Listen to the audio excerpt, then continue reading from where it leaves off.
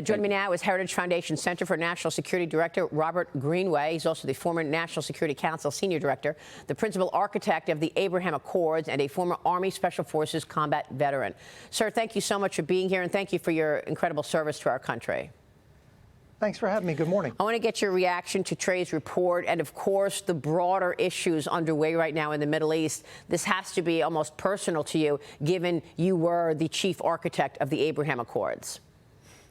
It was a privilege to work under President Trump and to work with Jared Kushner and others to negotiate the Abraham Accords. And it is unfortunate to see the status of the region in the last 3 years alone. And what a stark contrast between the brokering the Accords in late 2020 and where we are now on the brink of regional conflict.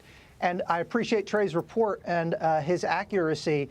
I don't think, though, Iran is deterred. I think they're buying time. They convened at their request in Pakistan's the Organization of Islamic Cooperation yesterday, and I think now there's no impediments. We were attacked, as you know, just 3 days ago, suffered 7 casualties in Iraq by Iran-sponsored militias, and have yet to respond. Our forces are being introduced to the region. It's a good sign, but we're still below, I think, the regional average that we've had since 1950, which is about 30,000 troops overall. Iran knows what it's like to be threatened by the United States. I don't judge that they think that it's credible that we will. And so I do think retaliation is still likely. Retaliation is still likely, you mean, on Israel? Yes, and in fact, U.S. forces, again, we were just attacked now 3 days ago at al-Assad. We've been attacked 220 times since October. We've only responded 10 times. It's hard to make the argument that deterrence has been restored. Well, Robert, this is just incredible. And one of the issues that keeps coming up is the fact that there hasn't been any deterrence from the Biden-Harris administration. I mean, one of the issues here is the fact that we don't respond when our military is attacked. Why not? That's exactly right. Look, I think there are 2 reasons. First, there's fear of acting, introducing additional forces. I think they fear that that will spur or initiate additional escalation, which I think is wrong and demonstrably false. On the second hand, the policy imperative has been to integrate Iran into the region. Unlike our approach in the Trump administration was to integrate Israel and its neighbors and to restore diplomatic relations. And when you introduce or integrate Iran into the region, you're expanding the opportunities for terrorism. And appeasement has provided them all the resources necessary to do it. Access to over $100 billion under the Biden administration. That's fueling conflict across the globe. Unbelievable. $100 billion in support for Iran. And obviously, they're not putting that money into their economy. They're not giving that money to the people, the Iranian people. They're actually supporting these proxy terrorists. You've got an op-ed out on FoxNews.com along with Victoria Coates titled "America's Reckless Iran Policy Has Middle East on the Brink of War. Only one thing can pull us back now." You write this: "There are many tools to better deter Iran and its proxies available to a president who actually takes America's national security seriously. Deterrence creates peace and stability in the region. The absence of it invites war. Appeasement is no longer an option." Robert, this is basically similar to what General Jack Keane told us this week when I spoke with him on Tuesday. Listen to this.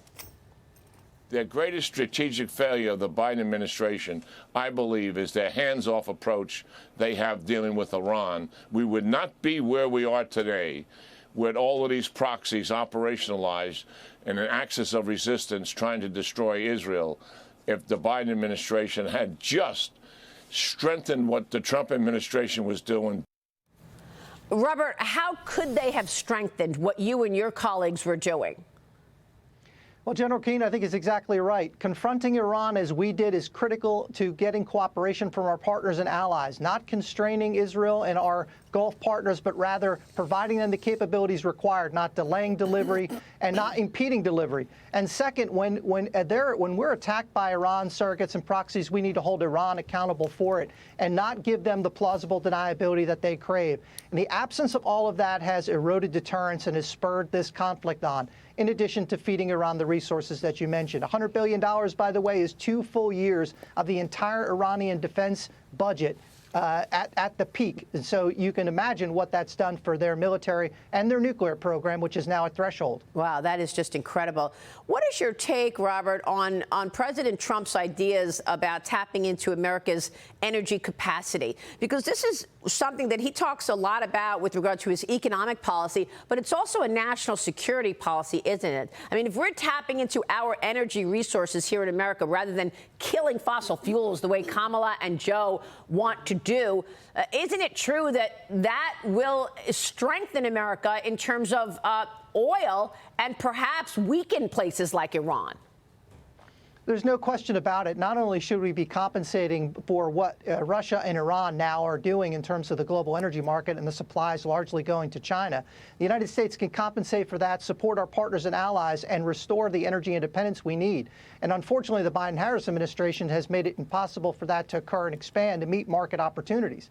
And also, we've depleted the Strategic Petroleum Reserve, which was designed to absorb shock in the global energy markets, and that's now been depleted to record historic lows, and unfortunately done to sort of set conditions for political conditions rather than the emergencies that it was designed to do. So for two reasons, I think we've made ourselves more vulnerable under this administration. Well, President Trump's vice president pick, Ohio Senator J.D. Vance, is now accusing Kamala Harris's running mate, Minnesota Governor Tim Walz, of dodging his military service, misleading the country about his veteran status. Watch this.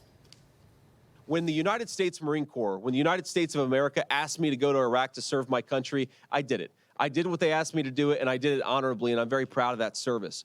When Tim Walz was asked by his country to go to Iraq, you know what he did? He dropped out of the Army and allowed his unit to go without him. What bothers me about Tim Walz is the stolen valor garbage. Do not pretend to be something that you're not. I'd be ashamed if I was him and I lied about my military service like he did. Sir, what about that? I mean, Walz's unit was not given deployment orders to Iraq until July of 2005. He had put his retirement papers in at least 5 months before his retirement in May, he says. A Harris-Walz campaign spokesperson told Fox, quote, after 24 years of military service, Governor Walz retired in 2005 and ran for Congress. As Vice President of the United States, he will continue to be a relentless champion for our veterans and military families. What's your take on all of this, Robert? Well, there are two problems, I think, and as someone that served in Iraq and Afghanistan in uniform and as a civilian, I think I can empathize for those like Vice President candidate Walz, Senator Walz, or Senator Vance, in that someone should be proud of their service in the National Guard, but not claim a rank or a position or experience or a deployment that they didn't have. National Guard units typically get more notice than that, and so I think it's unlikely. And the person that replaced him apparently is on the record stating that he knew and that the unit was, in fact, alerted of a deployment, which would be consistent with my experience and what I've seen. And so if he departed early, ahead of schedule, in advance of, instead of in lieu of a deployment, I think that's telling. And I'm surprised, frankly, that wasn't vetted, and I look forward to his response. I'm very surprised that this wasn't vetted. Eric Holder was supposed to be vetting all of this.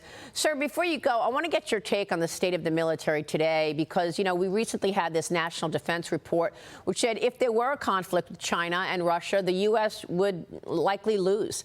You know, Jack Keane has talked about the fact that we are not been investing enough in our military, and we are not at the readiness place that we need to be. How would you assess readiness today? So the Heritage Foundation's 10th Annual Index of U.S. Military Strength came out in January. We came to exactly the same conclusions that the Congressional National Defense Strategy report did, in that our military is not prepared to meet the challenges in the operational environments, that we're stressed, and that our capacity has been greatly depleted, and our capabilities are limited for a variety of factors. Look, since the end of the Cold War, this story has been consistent.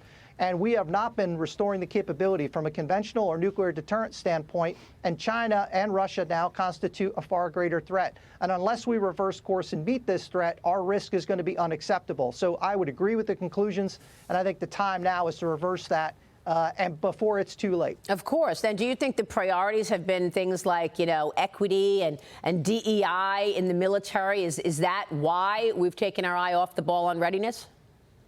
I think that has certainly impacted the force and is why the worst recruiting crisis in the history of the all-volunteer force continues to plague us. And it's also why you don't see accountability for grave mistakes, including the disastrous withdrawal from Afghanistan and others. And so unless accountability is restored and the priorities placed on merit, we're going to continue to have problems recruiting the force. And if our troops get shot in Iraq and Afghanistan or in Syria or in the Red Sea without being able to respond, it's hard to encourage people to enlist under those circumstances. This, and which will only create even more weakness and more upset and problems for our military if we don't actually have those people enlisting.